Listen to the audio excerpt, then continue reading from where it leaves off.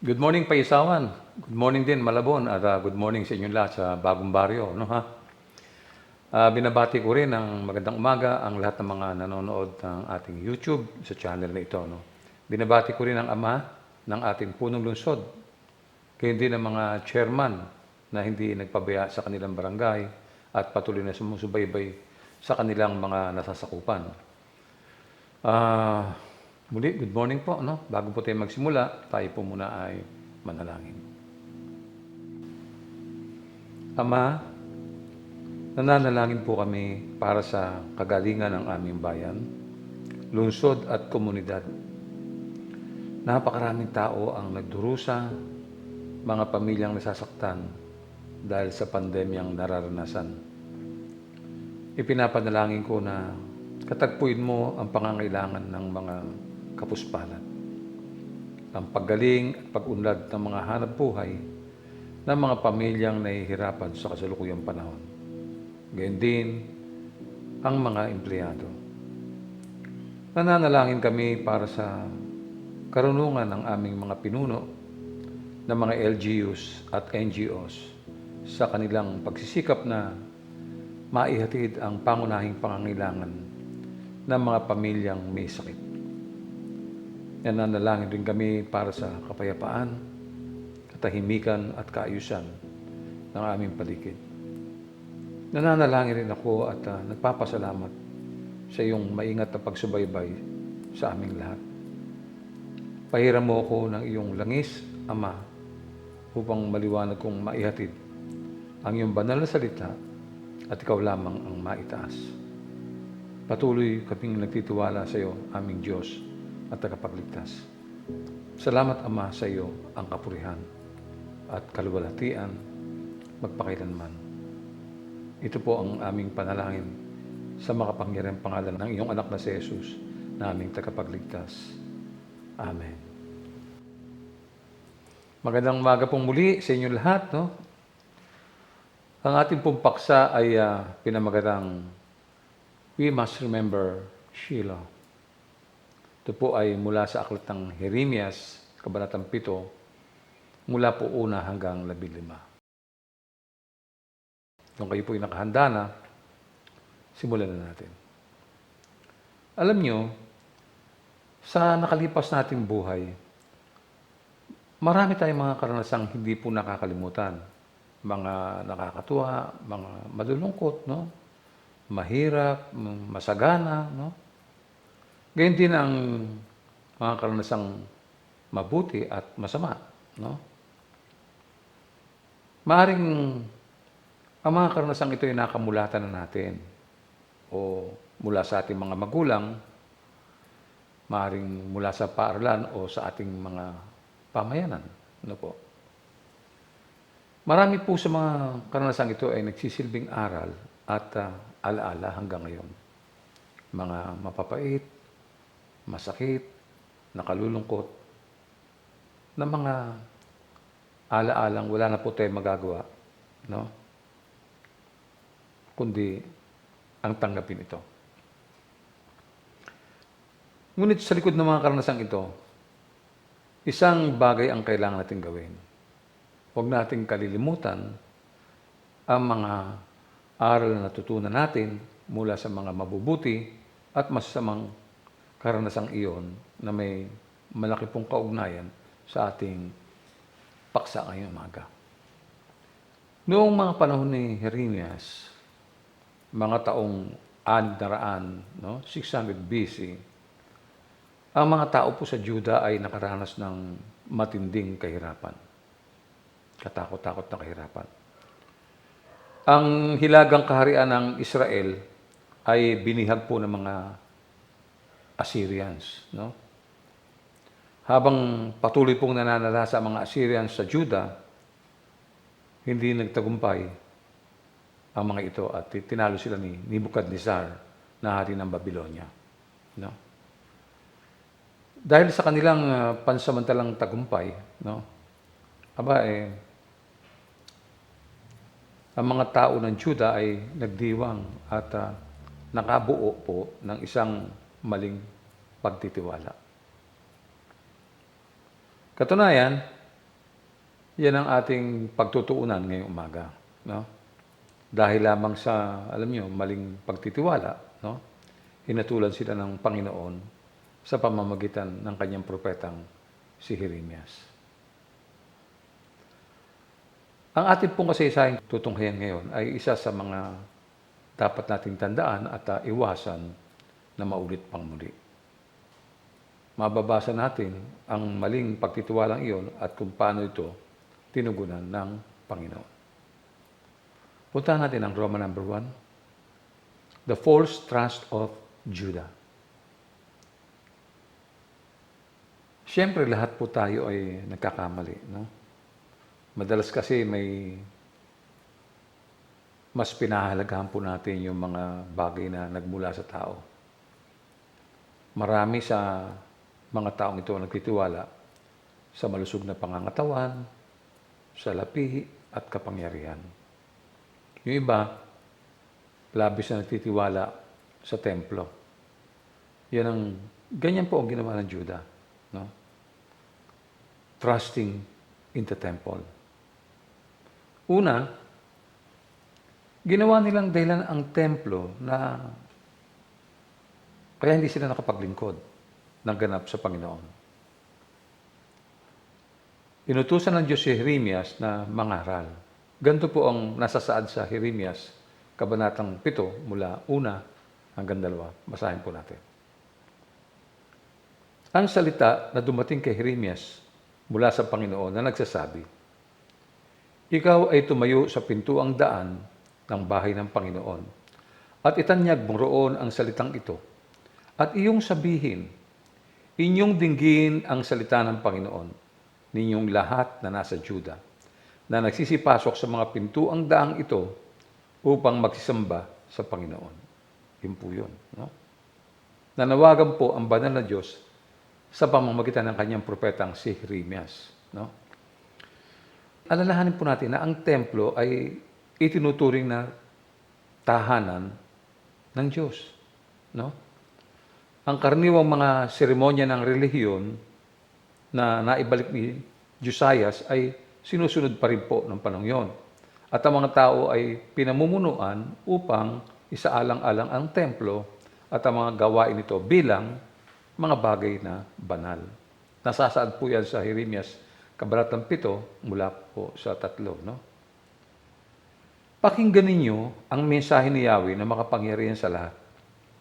Ang Diyos ng Israel, baguhin ninyo ang inyong pamumuhay at ang inyong ginagawa at kayo papayagan kong manatili rito. Yun po ang sinasaad ng aklat ng Jeremias. No? Sabi roon ay, no? Baguhin ninyo ang inyong pamumuhay at ang inyong ginagawa. So most likely, merong silang hindi maayos na ginagawa. No, ha? At sabi rito, at kung gagawin ninyong maayos ang buhay nyo, ay papayagan kung manatili kayo rito. No? Yun po ang nilalaman nun. Ngunit ang katotohanan po, sa templo ng Jerusalem, nakasalalay ang pagtitiwala ng mga tao at wala po sa Diyos. Nakakalungkot, no? Isipin mo, sa templo ka nagtitiwala, no? At hindi sa Diyos. Malungkot po yan. Katunayan, ang kanilang pag-asa ay nasa maling pananampalataya. Kasi kung atin pong susumahin yung mga kaganapan sa aklat na ito, ay makikita natin talaga na hindi naging maayos ang pamumuhay ng mga taga-Juda. No? Sinasabi ng marami po sa kanila na ligtas tayo, sabi niya, ligtas tayo dahil tiyak na hindi papayag ang Panginoon na masira ang kanyang templo. Oo nga naman, siyempre, ba't nga naman papayagan ng Diyos na masira ang kanyang templo? Sabi pa nila, habang tayo ay nasa loob ng templo, hindi tayo mapapahamak at tiyak na ligtas tayo. Nakita nyo? Mali po yung pinananampalatayanan nila eh. Mali eh. So, tulad na ipinahihiwatag ng talatang 4, 3 beses nilang inihayag, alam mo, sinisigaw nila, ito ang templo ni Yahweh. Kaya ganito po ang sinabi ng Diyos sa pamamagitan ni Jeremias sa kabanatang 7, talatang 4. Huwag ninyong dayain ang inyong sarili sa paulit-ulit na pagsasabing, ito ang templo ni Yahweh, ang templo ni Yahweh, ang templo ni Yahweh. Hindi kayo maililigtas ng mga salitang yan. Kita niyo? Nagsalita ang Panginoon eh. Kasi pinagmamalaki nila yung templo eh. Ang ibig lang po sabihin dito yung kung hindi na nga kayo naglilingkod ng tapat, gumagawa pa kayo ng mga kabulastugan, ng mga kasalanan at kung ano-ano pa na laban sa Diyos. Pagkatapos, papasok lang kayo ng templo, sabihin nyo, ligtas kayo sa templo. Member kami ng church na to, member kami ng temple na to, ligtas kami. Yun po yung kinagagalit ng Diyos sa kanila. No? Batid po natin na ang Panginoon ay nangangailangan ng higit pa po sa mga ritual na gawaing kinasasangkutan ng pagsamba sa templo. Hindi lang naman yung umattend ka, nagpuri ka sa Diyos, no?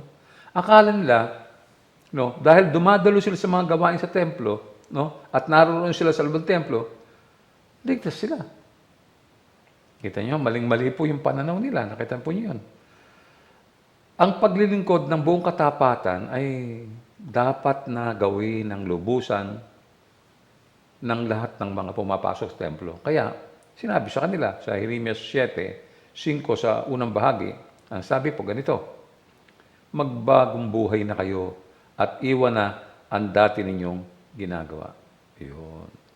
Ang Diyos matagal magalit Bago siya talaga lubusan magalit, sasabihin mo na sa inyo kung ano yung mga kasalanan nyo at kung ano ang dapat nyong gawin. Ano ang dapat yung ayusin. No? So, katunayan, malaki po naging epekto ng kanilang pang-araw-araw na pagkitungo sa mga tao. Ganito po ang sinabi sa kanila sa pamamagitan ni Jeremias. Sa 7:5, ikalawang bahagi hanggang ika-6. Maging makatarungan kayo sa isa't isa.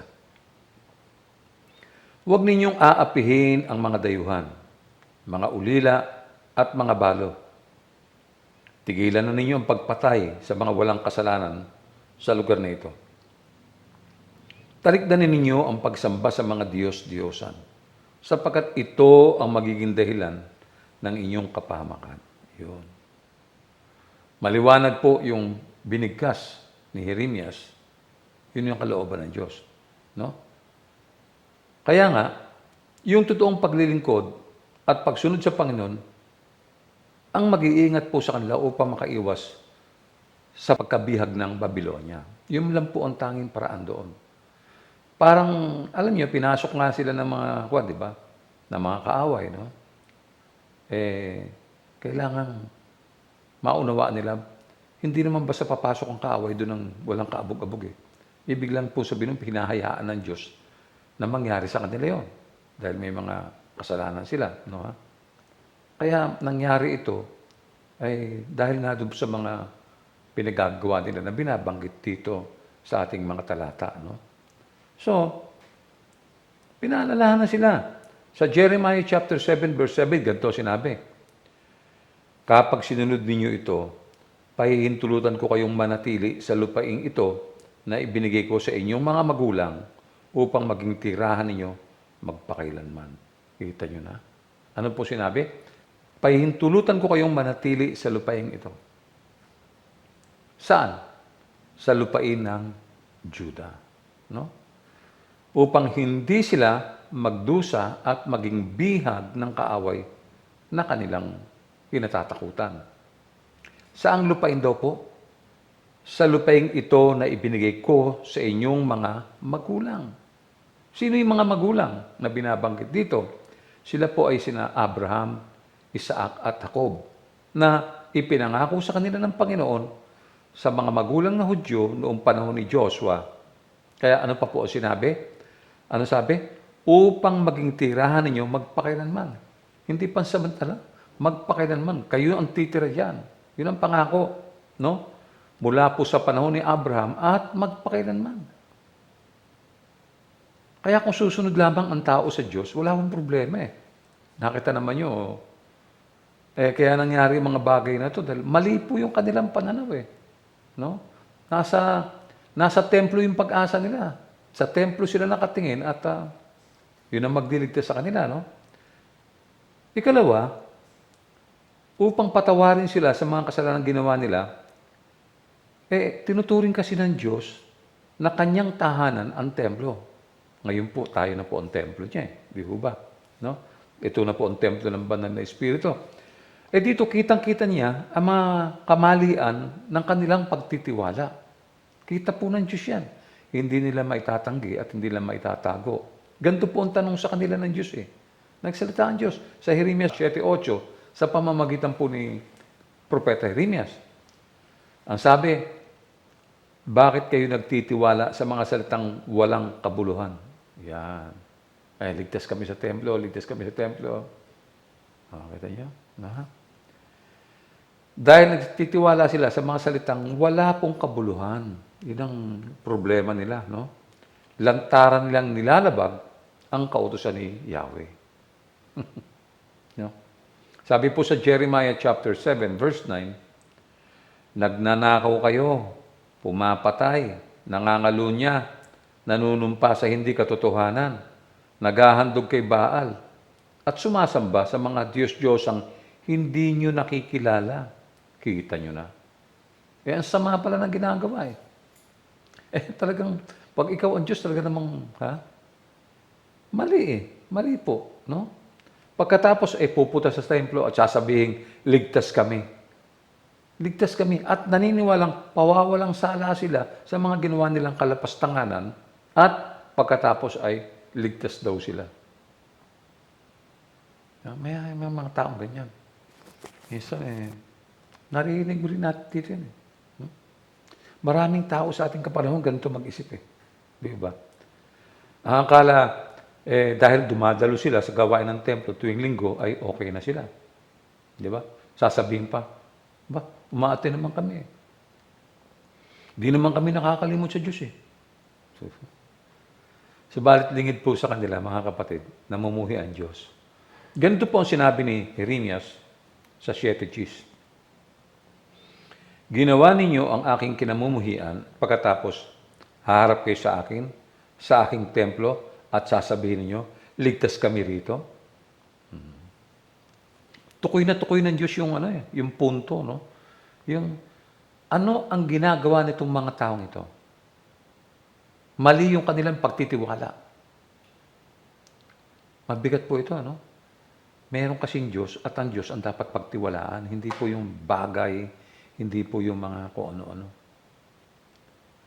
Hindi pera, hindi yung bahay mo na maganda. Hindi dahil maganda ang trabaho mo, dahil maganda ang sweldo mo. Hindi ka dapat magtiwala dyan. Mali yan, maling pagtitiwala yan. Yung akala nila, no, na tama yung ginagawa nila. Subalit, nakikita ng banal ng Diyos ang kanilang mga maling pagtitiwala. Kaya, tinanong sila. Sa Jeremiah 7:11, ano po sabi? Bakit? Ang tahanan bang ito'y mukhang lungga ng mga magnanakaw? Nakikita ko ang ginagawa ninyo. Akong si Yahweh ang nagsasabi nito. Kita mo. Direkta, no? Parang ganito yun eh. Parang ganito ibig sabihin itong no? Nakikita kong ginagawa mo. Naintindihan mo? No? Parang sisirain ko ang templong tahanang ito na nagbibigay ng kanlungan sa mga gumagawa ng kasamaan. No? Ano po ang tugon ng Diyos? Letter B, the Lord's response. Tingnan natin. Ganito po ang sinabi ng Panginoon sa mga kalokohan ng mga taong may maling pagtitiwala. No? Tandaan ang Shiloh. No? Basahin natin sa Jeremias, Kabanatang 7, talatang 12. Pumunta kayo sa Shiloh, ang lugar na una kong pinili upang ako'y sambahin ninyo. Tingnan ninyo ang ginawa ko sa lugar na iyon dahil sa mga kasalanan ng aking bayang Israel. Naroon po kasi sa Shiloh ang dating tabernakulo. Yung binabantayan araw at gabi, alam niyo yun. At bilang katibayan ay mababasa natin ang kasaysayan ito mula sa aklat ni Josue. Ganito po ang nakasulat sa Josue, Kabanatang 18, talatang 1. Matapos nilang sakupin ang lupaing iyon, ang buong Israel ay nagtipon sa Shiloh at itinayo roon ang toldang tipanan. No? So, naroon po ang toldang tipanan, ang kaban ng tipan na Dapat nilang ingatan, subalit alam ba ninyo na nakuha ito ng mga Filisteo? Yung kaban ng tipan, nakuha ng mga Filisteo. No? Ang saklap po, di ba? Isipin ninyo, dapat nasa kanilang pag-iingat to, subalit dahil mali ang pagtitiwala nila, kaya nangyari po ito. Balikan pa natin ng kaunti ang kasaysayan. No? Mula naman sa unang Samuel, kabanatang 4, mula 10 hanggang 11. Lumaban nga ang mga Filisteo at ang mga Israelita ay natalo na naman. Ang napatay sa kanila ay 30,000 at nagkanya-kanyang takas pauwi ang mga natira. Nakuha ng mga Filisteo ang kaba ng Diyos at kanilang pinatay ang 2 anak ni Eli na sina Hofni at Pinehas. Kita nyo? Kaya, ganito rin ang gagawin ng Diyos sa Jerusalem at sa templo ayon sa pagkakasalaysay po niya kay Jeremias. Doon po sa Jeremiah 17, or rather, Jeremiah 7:13-15. No?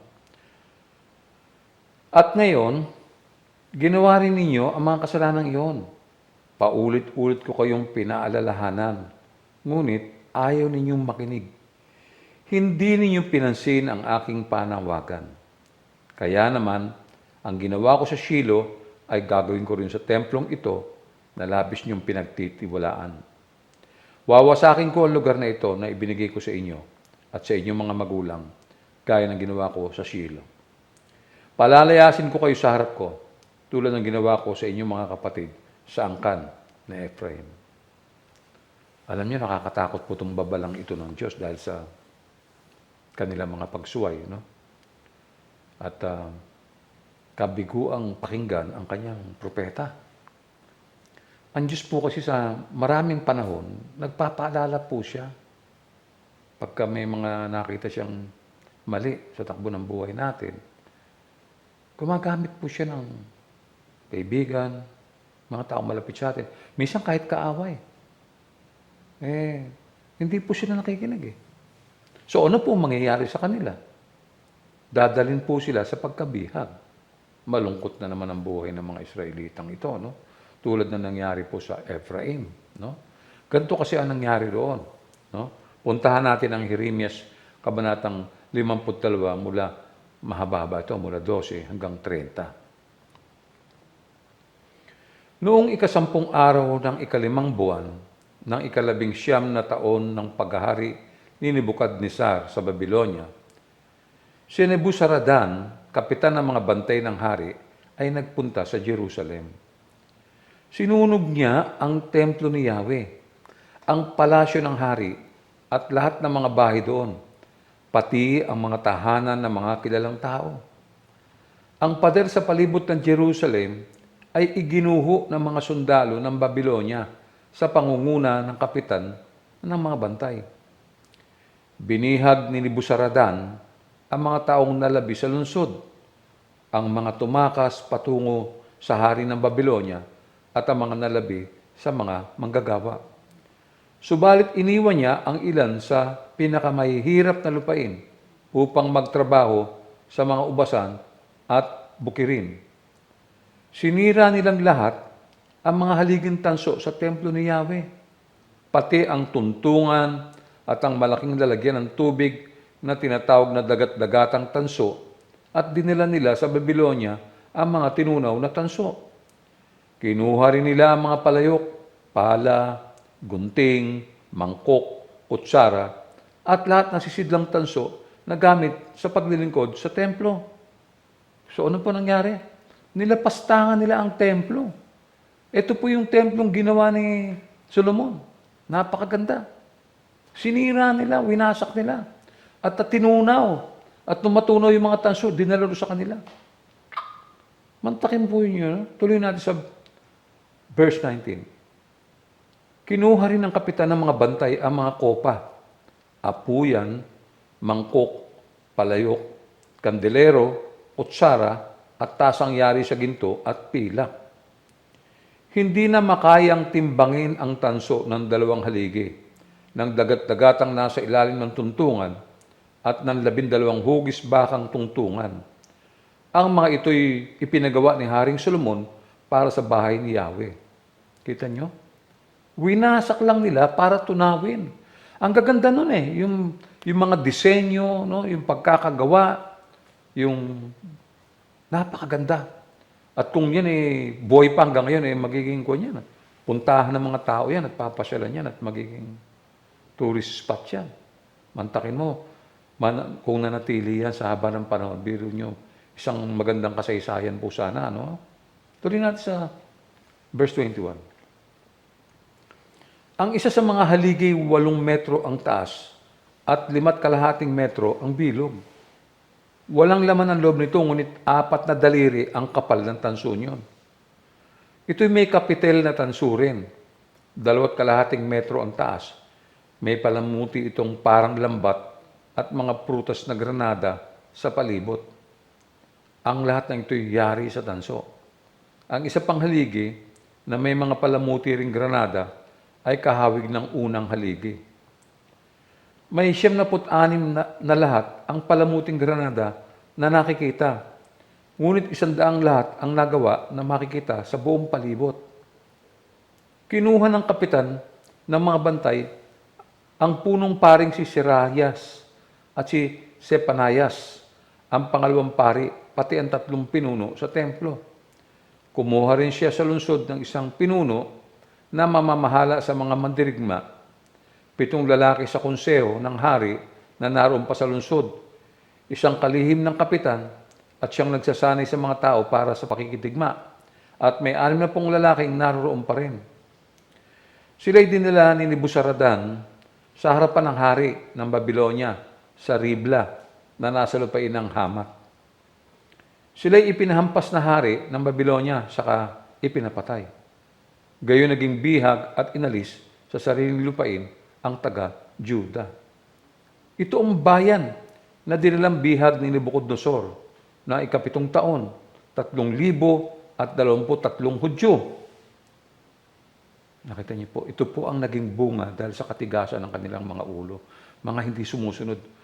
Ito naman dumadalo sa templo, nakikinig po ng mga aral pero parang sa church din ganoon din May mga lingguhang mga sermon at paalala ang Diyos palagi, no? Pero yun lang, nakikinig lang sila, pero yun. At nakita niyo po, ang laki po ng perwisyo ang nangyari sa bayan na ito, no? Tuloy natin sa verse 29. Nang 18 taon ni Nebuchadnezzar, ay nagdala siya ng bihag na mula sa Jerusalem na 832 tao. Nang 23 taon ni Nebuchadnezzar ay nagdala ng bihag sa mga Hudyo si Nebuzaradan, na kapitan ng bantay ng 700 at 45 tao. Lahat na tao ay 4,600. No? 4,600. Sipin natin ang ibinunga po ng maling pagtitiwala. Bukod dun sa hindi ka na nga nagtiwala, no? Mawawalan ka ng lupa. Palalayasin sila ng Diyos dyan. No? Yun ang bunga ng Biro mo, ipinangakong lupang ito, ipinangako sa kina Abraham, diba? Kina Jacob. Isipin nyo. Pinangako ng Diyos yun at tutuparin ng Diyos yun Ang problema, itong mga taong ito. Marami tayong makikitang ganyan. Sa 1 Corinthians chapter 10, verse 11 and 12, basahin natin bago natin basahin. Sinasabi po ng kasaysayan na ang mga pangyayari sa Israel ay isinulat po. Bakit isinulat? Isinulat po upang maging babala sa atin, no? Yung panganib sa pagkahulog. So, anong aral po ang maaari nating matutunan mula sa ating teksto sa Jeremias, no? Mabuti ay basahin po natin ang unang Korinto, kabanata 10 mula 11 at 12, no? Nangyari iyon sa kanila bilang babala sa iba. At isinulat upang tayo namang nabubuhay ngayong mga huling araw ay maturuan. Yun naman pala, no? No? Kita nyo? Isinulat upang tayo mga nabubuhay ngayong mga huling araw ay maturuan. So, tandaan natin yun. Hindi porke Ang kasaysayan sa lumang tipan ay kasaysayan na lamang at wala nang pong parang hindi na magagamit sa bagong tipan. Hindi po. Tandaan nyo, ang lumang tipan ay anino lamang ng darating na bagong tipan. Ganun po yun. Kaya nga, sabi sa verse 12, kaya't mag-ingat ang sino mang nag-aakalang siya'y nakatayo at baka siya matisod. Yun. Paalala, no? Hindi madali, no? Mag-ingat ang sino mang nag-aakalang siya'y nakatayo. Baka siya matisod ang binanggit dito. Baka siya matumba. Nakita niyo na, no? So natunghayan po natin ang kasaysayan. Ngayon tingnan natin kung ano ang relasyon nito sa ating kasalukuyang panahon. Puntahan natin yung Roman number 2, no? The false trust of Christians. Ano po yung false church ng Christians? Trusting in the church. Trusting in the church. Maaari ba tayo magkaroon ng maling paniniwala dahil kaanib tayo ng iglesia na itinayo ni Kristo? Maaari ba tayo magkamali? Tingnan natin. Tulad ng mga Hudyo na sumigaw ng ang templo ng Panginoon. No? Ligtas kami dito, templo ng Panginoon. No? Marami ang naniniwala na dahil kaanib sila, dumadalo sila sa iglesia, ligtas sila. Sinong sila? Sila yung mga hindi aktibo sa gawain ng Panginoon. Sila yung mga pasulpot-sulpot lamang. Alam mo yun? Now you see them, now you don't. Hindi sila nagbigay talaga o naglaan ng talagang kanilang panahon para sa gawain ito ng ating Panginoon. Para sila mga bisita, mga tourists, no? Pupunta sa mga churches. Yung iba naman umiikot. Bisita iglesia. Nakakalungkot po, no? Ang kanilang kaisipan ay nakabatay din sa maling pagtitiwala, no? Halimbawa, ang church ay ililigtas ng Panginoon. Siyempre, ililigtas ng Panginoon yung kanyang church. At dahil kaanib sila ng iglesia, maligtas sila, no? Member ako ng church. Ililigtas ako ng Diyos. Saan mo nakuha mga aral niyan? Na dahil kaanib ka sa iglesia, ay maliligtas ka. Wala pong ganyan, no? So, may nagsasabi pa na, hanggat kaanib ako sa iglesia, hindi ako mapapahamak. Wow! Maraming tao ang nag-aakalang tama ang kanilang maling pangangatwiran. Dahil kaanib sila ng church, ligtas daw, no? Ginawang pasis yung pagiging kaanib sa church. Wala po tayong mababasang ganyan, no? Mag-isip-isip tayo. Subalit, alalahanin sana natin ang mga talinghaga ng tabo. Basahin natin yung talinghagang ito, no? Mula po sa Aklat ng Mateo, Kabanatang 13, 41 hanggang 43. Ipag-uutos ng anak ng tao sa kanyang mga anghel na tipunin nila mula sa kanyang kaharian ang lahat ng nagiging sani ng pagkakasala at ang lahat ng gumagawa ng masama. Iahagis nila ang mga ito sa lumalagablab na pugon at doon ay mananangis sila at mga nangalit ang kanilang mga ngipin. Ngunit ang mga gumagawa ng matuwid ay magliliwanag na parang araw sa kaharian ng kanilang Ama. Makinig ang may pakinig. Malinaw po yan. Napakalinaw po niyan, no? Kailangan maintindihan natin ang mga talinghagang napakinggan natin, no?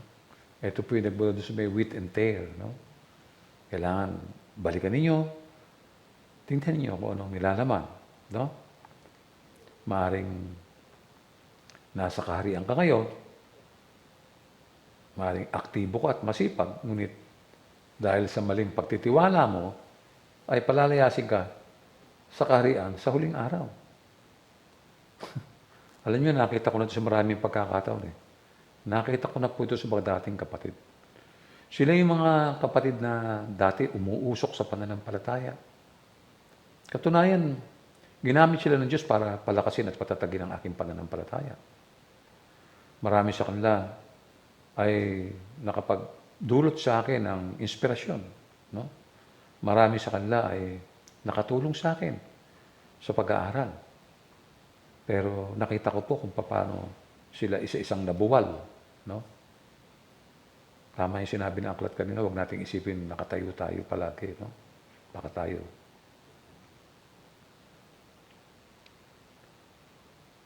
Ang kasaysayan kasi ay nakasalalay po yan sa tamang pananampalataya. Hindi sa mga bagay, hindi sa kung saan-saan. Sa ating pananampalataya. Hindi dahil kaanib ka ng church at palagi kang nasa church. No? Hindi ganon.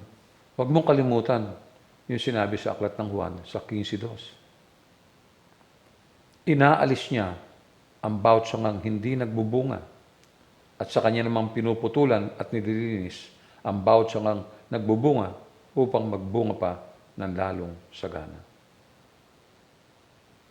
Yun daw hindi nagbubunga, inaalis, pinuputol sa sanga. Itong mga pinutol na ito ng Diyos ay mga original na mga sanga. Ito yung mga Israelita. Nandun na yun eh. Sa puno, andun yung sanga. Andun na po sila sa umpisa pa lang. Tayo yung mga iniugpong lamang sa sanga. Kung yung mga original na sanga, kayang putulin ng Diyos, di lalo yung mga iniugpong. Di ko ba?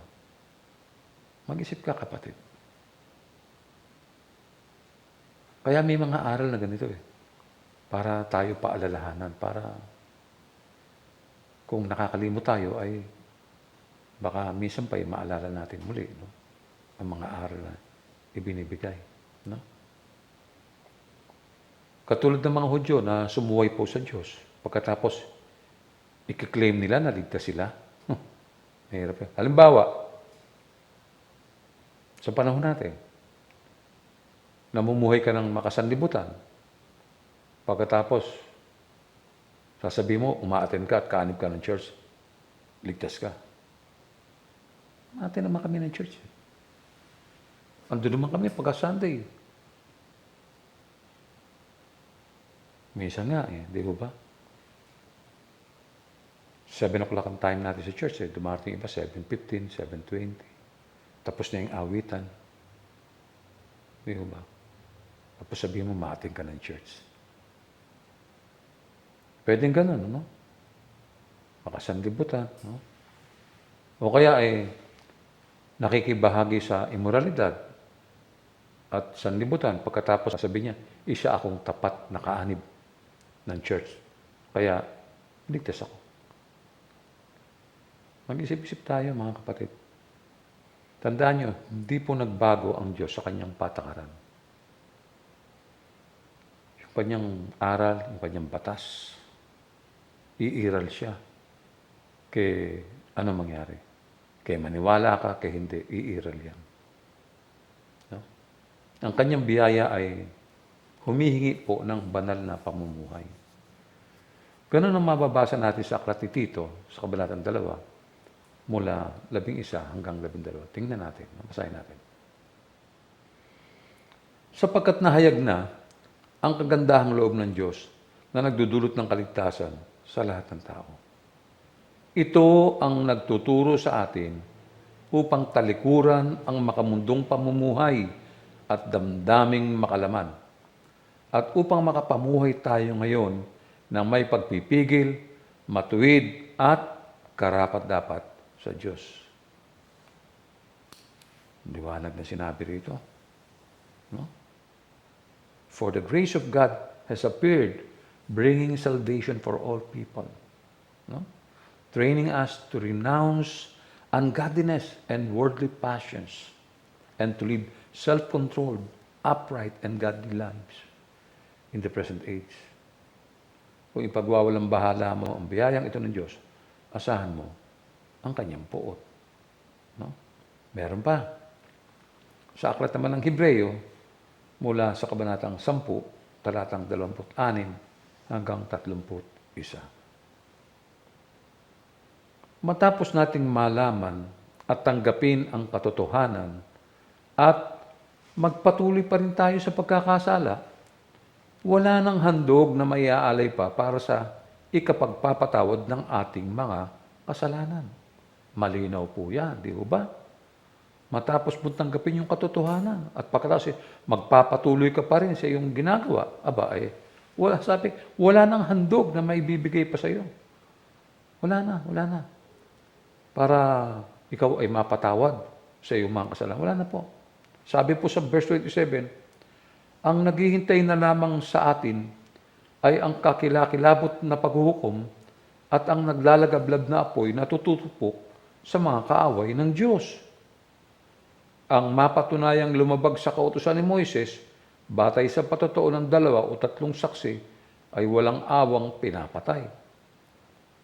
Gaano kabigat sa akala ninyo ang parusang nararapat sa taong humamak sa anak ng Diyos, lumapastangan sa dugong nagpatibay sa tipan at nagpabanal sa Kanya at humamak sa mahabaking Espiritu. Sapagkat kilala natin ang nagsabi, akin ang pagiganti, ako ang magpaparusa. At siya rin ang nagsabi, hahatulan ng Panginoon ang kanyang bayan. Kakilakilabot ang mahulog sa kamay ng Diyos na buhay. Itong mga talatang ito ay minsan nakakapangilapot basahin. No? Lalo kung focus ka sa binabasa mo. Tama po yun eh. May mga kilabot kang mararamdaman eh. Ibig sabihin nag-work yung faith natin. Na-absorb natin yung salita ng Diyos o salita ng propeta o ng mga alagad. No? Ibig sabihin, na-absorb natin to, naintindihan natin ito. At dahil naintindihan natin to, nadadama natin yung takot sa mga paglabag o kaya ikalapastanganan sa Kanya. No? Ang kaligtasan po ay nakasalalay sa biyaya ng Diyos. Kaya hindi po ito nagmumula sa ritual ng church. No? Hindi ito nanggaling doon sa dahil magaling ka kumanta, dahil magaling ka tumugtog, no? Magaling ka subayaw. Mga ritual yan ng church. Hindi po yan. Yan ay bahagi po lamang ng ating mga gawain at hindi yan nakasalalay ang kaligtasan. So let's look at letter B, the Lord's response. Doon sa mga hangal na may gantong maling pagtitiwala, tandaan din natin ang Sardis. No? Basahin natin yung pahayag kabanatang 3, mula po 1 hanggang 3. Isulat mo sa anghel ng iglesia sa Sardis. Ito ang sinasabi ng nagtataglay ng 7 Espiritu ng Diyos at ng 7 bituin. Nalalaman ko ang ginagawa mo. Ipinapalagay kang buhay, ngunit ang totoo, ikaw ay patay. Kaya't gumising ka. Pag-alabin mo ang mga katangiang nalalabi pa sa iyong buhay upang hindi ito tuluyang mamatay. Nakikita kong hindi paganap ang mga nagawa mo sa paningin ng aking Diyos. Kaya nga, alalahanin mo ang mga bagay na iyong tinanggap at narinig. Isagawa mo ang mga iyon. Pagsisihan mo talikuran ang iyong kasamaan. Kung hindi ka gigising, pupunta ako diyan na gaya ng isang magnanakaw at hindi mo malalaman ang oras ng aking pagdating. Masusurpresa ka. No? Tulog ka pa, tinutulugan mo yung kasalanan. No? Tinutulugan mo yung mga maling pagtitiwala. Kung hindi mo lulubayan yan, ayaw mong bumangon, ayaw mong gumising. Ang sabi ng talata, pupunta siya sa iyo. Ang hirap nun. No? Ang mga ayaw makinig sa aral nito ay may isang buhay na pangalan, ngunit hindi ligtas sa banta ng hatol. Tulad po ng inaasahan, no? Ang kaligtasan ay batay sa individual na pagkakakilala at pagtatalaga ng ating sarili kay Jesus. No? Suko mong buhay mo. No? Ngayon ko nga lang naisip, as short pala ng life. No? Isipin po nyo yung mga taong malulusog, no? Yung mga akala mo hindi na mamamatay. No? Dumating lang yung COVID, namatay. Mga taong malalakas, maganda ang buhay, sarap ang kinakain. No? Sasabihin mo, siyempre, sasabihin mo mahaba ang buhay ng mga yan. Masarap ang kinakain at saka maganda yung kanilang pamayanan Hindi, dumating yung COVID, sandali lang. Anong mayaman ka? Anong magandang? Nung ako'y magtungo sa ospital, sa Capitol Medical Center, nakita ko po yung nakapila na may COVID. Wala na mapaglagyan na room, walang bakante. Nakita ko yung mga tao na para pong mga nauupos na kandila. Nakapila sila, nakahilera sila. Ang pagitan lang yung plastic. Nakahilera sila. Ang dami. Sabi ko, pagkatapos nun susunugin na sila Hindi mo akalain na darating sa buhay nila yun.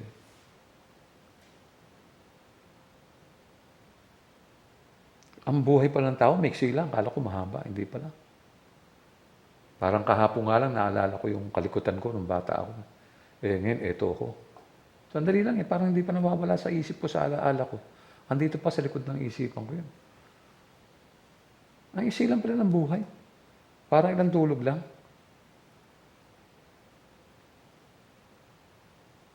Ang kaligtasan ay nakabatay sa ating pananampalataya sa Diyos. No? Huwag tayong magmalaki ng mga bagay na ma-attend naman ako Meron nga dyan iba, sinasabi, uma-attend ako, pero hindi naman Nagkasabing, uma-attend naman kami. Kailan? Nasaan? Diba? Member kami ng church, di kami pababayaan ng Diyos. Naku, kapatid, huwag kang mag-iisip ng ganyan. Diyan na pahamak ang Juda. Ligtas, Tunghayan natin yung pahayag, Kabanatang 3, mula 4 hanggang 6. Basahin natin. Ngunit may ilan sa inyo diyan sa Sardis na nag-iingat ng mapanatiling malinis ang kanilang damit. Kaya't kasabay ko silang maglalakad na nakasuot ng puti sapagkat sila'y karapat-dapat. Ang magtatagumpay ay magdaramit ng puti at hindi ko kailanman aalisin sa aklat ng buhay ang kanyang pangalan. Kikilalanin ko siya sa harap ng aking Ama at ng kanyang mga anghel. Ang tindi. Nagsasalita rito ang ating Panginoong Hesukristo. Pambira. Sabi niya, hindi ko kailanman aalisin sa aklat ng buhay ang kanyang pangalan. Ano pa sinabi niya? Kikilalanin ko siya sa harap ng aking Ama at ng kanyang mga anghel. Kinikilabutan ako. Ang Panginoon nagsasalita rito. Ano pa sabi niya? Pinaka-importante sinabi niya, ang lahat ng may pandinig ay makinig sa sinasabi ng Espiritu sa mga iglesia. Mayroon ka naman tenga, napapakinggan mo itong araw na to, pakinggan mo mabuti, Doon sa mga hangal na may maling pagtitiwala, tandaan din ninyo ang Laodicea. Ano naging problema nila? Sila ay naging maligamgam. Basahin natin. Nasa pahayag Kabanatang 3, mula 14 hanggang 15. Isulat mo sa anghel ng iglesia sa Laodicea. Ito ang sinasabi niya na ang pangalan ay Amen, ang matapat at tunay na saksi at siyang pinagmula ng lahat ng nilalang ng Diyos. Nalalaman ko ang mga ginawa mo. Alam kong hindi ka malamig ni mainit man. Higit na mabuti kung ikaw ay malamig o mainit. Nanganganib po silang matiwalag at dahil sa pagiging maligamgam. Tuloy natin sa verse 16 and 17. Ngunit dahil sa ikaw ay maligamgam, hindi mainit ni malamig, isusuka kita. Sinasabi mo, ako'y mayaman, sagana sa lahat ng bagay, at wala nang kailangan pa. Ngunit hindi mo nalalamang ikaw ay kawawa, kahabag-habag, mahirap, bulag, at hubad. Kita nyo, no? Diretsahan po ang salita, no? Inisa-isa. Nakakatakot, no? Hindi natin pwedeng baliwalain to o maliitin itong mga pahayag na ito, no? Tayong mga anak ng Diyos, alam niyo, hindi rin tayo, kasi nga hindi tayo perfect, di ba? Hindi tayo perfect eh. Nagkakasala tayo, minsan nakakalimot. Although marami ng aral, minsan nakakaligtaan natin yung mga tungkulin natin, mga gawain natin, di ba? Kaya minsan, kailangan din tayong sawayin at disiplinahin. Yun ang ginagawa ng Diyos. Pagka ganun, anak ka kasi, kaya kailangan disiplinahin ka. Kailangan ka sawayin. Sabi po sa pahayag 3:18 hanggang 22, ganito naman. Kaya nga, ipinapayo kong bumili ka sa akin ng purong ginto upang ikaw ay maging tunay na mayaman. Bumili ka rin sa akin ng puting damit upang matakpan ang nakakahiyamong kahubaran at ng gamot na ipapahid sa iyong mata upang ikaw ay makakita. Sinasaway ko't pinapalo ang lahat ng aking minamahal, kaya't maging masigasig ka. Pagsisihan mo talikuran ang iyong mga kasalanan. Nakatayo ako at kumakatok sa pintuan. Kung di rin gininuman ang aking tinig at bubuksan ng pinto, papasok ako sa kanyang tahanan at kakain kaming magkasalo. Kung narinig mong tinig ng Diyos, kaya magbukas ka ng puso. Itungo mo ulo mo at pagsisinan mo yung mga kasalanan mo. Invite mo si Christ sa puso mo. Panginoon, pumasok ka na sa aking puso. Para ikaw na po ang gumawa, ikaw na po ang kumilos. Napakahina ako po. Kayo po ang manguna sa buhay ko. Kayo po ang susundin ko. Ganun. Yun lang ang tanging paraan dyan. Ang sabi sa verse 21, ang magtatagumpay ay uupong katabi ko sa aking trono. Tulad ko na nagtagumpay at nakaupo ngayon katabi ng aking ama sa kanyang trono. Ang lahat ng may pandinig ay makinig sa sinasabi ng Espiritu sa mga iglesia. Kumpleto po yan. Sardis, Shiloh. Ano pa ang kulang natin? Tayo pong mga mamamayan ng Diyos ay nakakapakinig naman kahit na nga nasa gitna ng pandemya. Di ba? Yung iba sa inyo, nag-start yung 8 o'clock yung ating YouTube. Hapon na nanonood. Kasi Sabado ng gabi nagpuyat kayo. Ganyan yan. Doon lang makikita mo paano kung may church? Paano kung 7 o'clock nasa church tayo dapat, di ba? Ito 8 o'clock na nga, late ng 1 hour. Hindi ka pa manonood. Hindi ko nababasa ang pangalan mong bumati man lang tuwing linggo doon sa ating sa YouTube. No? Hindi ko narinig yung pangalan mo, hindi ko nababasa. Kita mo yun? 8 o'clock, kapatid. Nanonood ka hapon. O minsan, kinabukasan na nanonood. Tapos sasabihin mo, ligtas ka, sasabihin mo, anak ka ng Diyos. Come on. No? Sa akin pong pagtatapos, mga kapatid. Tulad ng mga Hudyo, no, na ang kaligtasan ay nakasalalay sa buong puso nilang pagdilingkod sa Diyos. Samantala, ang ating kaligtasan ay nakasalalay sa ganap na pananampalataya at tapat na pagsunod sa kalooban ng Panginoong Hesukristo. Walang kapalit yan. Dapat nating iwasan ang mga maling pagtitiwala at katwiran na dahil tayo ay kaanib at dumadalo sa templo, no, ay okay na. Kalimutan mo na yan. Pero huwag mong kalimutan ang Shiloh. Tunghayan po natin ang paalala ni Apostol Pablo Sa Aklat ng Roma, 11, talatang 20 hanggang 22. Totoo yan. Pinutol sila dahil hindi sila sumasampalataya sa Diyos. At ikaw naman ay idinugtong dahil sumampalataya ka sa Kanya. Kaya huwag kang magmalaki. Sa halip ay matakot ka. Ito yung sinabi ko kanina. Yung puno, no? May sanga. Yung mga Hudyo, yan yung sanga. Sila yung mga sanga. Original sila kasama sa puno. Pero dito, pinutol sila dahil hindi sila sumampalataya sa Diyos. Tayo naman ay idinugtong lamang o iniugpong lamang doon dahil sumampalataya tayo sa Kanya. Ang sabi ito, huwag tayo magmamalaki, no? Sa halip ay magkaroon tayo ng takot, no? Tuloy natin ang basa sa 21. Sapagkat kung ang mga tunay na sanga ay hindi pinanghinayangan ng Diyos, ikaw pa kaya ang panghinayangan niya? Dito'y makikita natin ang kabutihan at kabagsikan ng Diyos. Naging mabagsik siya sa mga hindi sumasampalataya sa Kanya. Subalit mabuti siya sa inyo kung mananatili kayo sa Kanyang kabutihan. Kung hindi, kayo may puputulin din. Diretso po yun. Kung hindi, kayo may puputulin din. Ano po yan? No?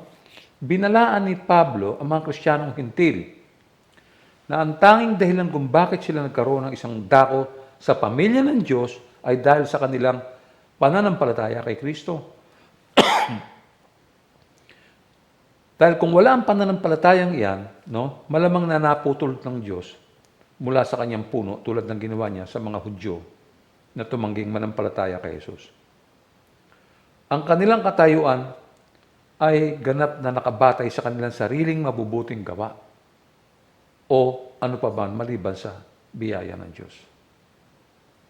Nais pong tiyakin ni Apostol Pablo sa mga mababasa ang dalawang haligi ng kalikasan ng Diyos. No? Una, siya po ay mabait at hindi po nagkukompromiso. No? Ang kaligtasan ay nakabatay lamang sa pananampalataya ng isang tao kay Kristo. Tandaan natin at huwag kakalimutan na ang Diyos ay banal. Kailangan tayo magpatuloy sa kabaitan ng Diyos sa pamamagitan ng patuloy na pagtitiwala at pananampalataya kay Kristo. Kung walang pananampalataya kay Kristo, puputulin sila ng Diyos tulad ng damo. Sana'y naging pagpapala sa inyong lahat ang mensahe ngayong umaga. Mga kapatid, pinaalalahanan ko kayo, no? Lalo na yung mga Sunday watchers, no? Kayong mga nanonood ng YouTube, no? Huwag niyo pagpaliban ang panonood. Gawin yung commitment po yan. 8:00 ng umaga po yan. Tanghali na nga po no? Kung aatin tayo sa church, 7:00, di ba? At bumati naman kayo para makabasa naman yung pangalan ninyo. No? Parang, minsan wala pang 30 yung nag-check-in. No, ha? Kaya, nakakalungkot po, no? So, paalala lamang po yan. Sabi nila, ang paalala ay mabuti at gamot sa mga taong nakakalimot. No? Tayo po'y manalangin. Pinasasalamatan ka namin, mahabaging Diyos at Ama, na niloob mong makilala ka namin at ang iyong anak sa pamamagitan ng iyong Espiritu at salita. Ipagkaloob mo sa amin na tumanggap kay Kristo Jesus, na mamuhay sa Kanya, nakaugat na kasama Niya, pinalakas sa pananampalataya, tulad ng itinuro sa amin, na nag-uumapaw sa pasasalamat. Ngunit dahil sa kamangmangan, kawalan ng pasasalamat at kasiyahan, hindi sumusunod tulad ng dapat. Nagpapakumbaba po kami sa iyo, Panginoon.